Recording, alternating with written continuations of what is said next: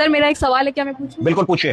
Sir जैसे अगर किसी पेशेंट की सांस फूल रही है तो हम कैसे पता करेंगे कि मतलब उसे लंग्स की प्रॉब्लम है या हार्ट की प्रॉब्लम है? ठीक, आपका प्रश्न है कि इमरजेंसी में मरीज आ रहा है, सांस Yes. फूल रही है, SpO2 कम है, रेस्पिरेटरी रेट ज्यादा है, तो हम कैसे पता लगाएंगे कि इसको लंग्स इन्वॉल्व हो रहे हैं या हार्ट इन्वॉल्व हो रहा है? एक अच्छा सवाल है। Yes. सबसे पहली चीज हम करेंगे कि शॉर्ट हिस्ट्री लेने की कोशिश करेंगे। बाबूजी को सांस का रोग तो नहीं है, बाबूजी को दमा अस्थमा तो नहीं है, बाबूजी पंप तो नहीं लेते हैं, बाबूजी सिगरेट तो नहीं पीते हैं। इतनी चीजें अगर हम पूछेंगे 10 सेकंड में तो थोड़ा सा पता लगेगा, हाँ भाई 15 साल से पंप लेते हैं, बीच बीच में मौसम बदलता है, सांस फूलती है, दमा अस्थमा की शिकायत है। पहली चीज।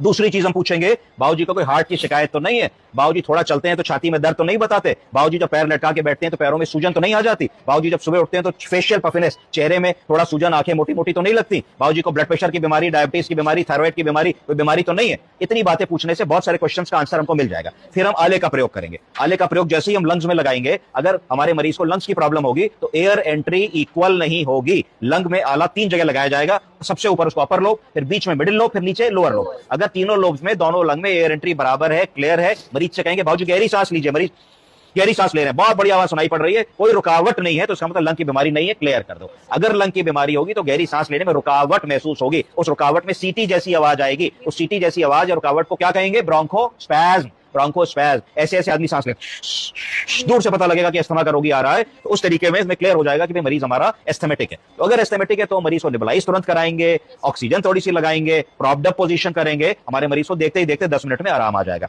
अगर हार्ट का मरीज है तो इसका मतलब कहीं बीपी बहुत ज्यादा तो नहीं है जिसकी वजह से हमारे मरीज की सांस फूल रही है, कहीं ऐसा तो नहीं कि हार्ट का पंप वीक हो गया है, इजेक्शन फ्रैक्शन बहुत पुअर है और वॉल्यूम ओवरलोड में मरीज है और उसकी सांस फूल रही है, तो उस केस में बीपी देखेंगे। अगर बीपी ज्यादा है और सांस फूल रही है, पैर में सूजन है और लंग्स में फाइन क्रेप्स आ रही हैं, पैरों में पिटिंग एडिमा आ रहा है और हिस्ट्री भी पॉजिटिव है, तो हम लेसेक्स की दवा का इस्तेमाल करेंगे। डायूरेटिक, कोई भी डायूरेटिक अगर हम लगाएंगे, लेसेक्स, टॉर्सेमाइड, फुरासेमाइड, एल्डेक्टोन, स्पाइरोलेक्टोन, गाइटेनिक्स, तो इन दवाओं को देने से मरीज को 500-700-800 ml पेशाब हो जाएगी। जैसे ही 500-700-800 ml पेशाब घंटे भर में होगी तो जो वॉल्यूम एक्स्ट्रा हो गया था, total volume of circulating fluid का, जिसकी वजह से उसको कार्डियक कंजेशन हो रहा था, ऐसे में गर्दन की नस भी मोटी मोटी दिखेगी, एनगॉर्ज नेक वेन दिखेगी, है ना? कौन सी वेन होती है ये?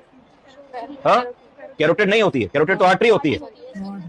हाँ, जुगलर वेन होती है ना, एक्सटर्नल जुगलर वेन। तो एक्सटर्नल जुगलर वेन एनगॉर्ज्ड मिलेगी, भरी भरी मिलेगी। तो ये सारे लक्षण में हम जैसे ही लेसेक्स देंगे, प्रॉप्ड अप करेंगे, थोड़ा सा मरीज को उस भी मरीज को थोड़ा सा ऑक्सीजन लगाएंगे और बीपी कंट्रोल करेंगे तो मरीज हमारा इंप्रूव हो जाएगा। तो इस तरीके से जब तक डॉक्टर नहीं आ रहा है तो हम 10-15 मिनट, जो गोल्डन पीरियड हमारे पास है, हम एक ECG करके देख सकते हैं। अगर और थोड़े बेटर सेटअप में काम कर रहे हैं तो ABG करके देख सकते हैं, तो उससे पता लगेगा लंग्स की प्रॉब्लम तो नहीं है, कार्बन डाइऑक्साइड तो ज्यादा नहीं हो गया, CO2 PO2 का रेशियो कैसा है, pH कितना है, इत्यादि इत्यादि। समझ गए?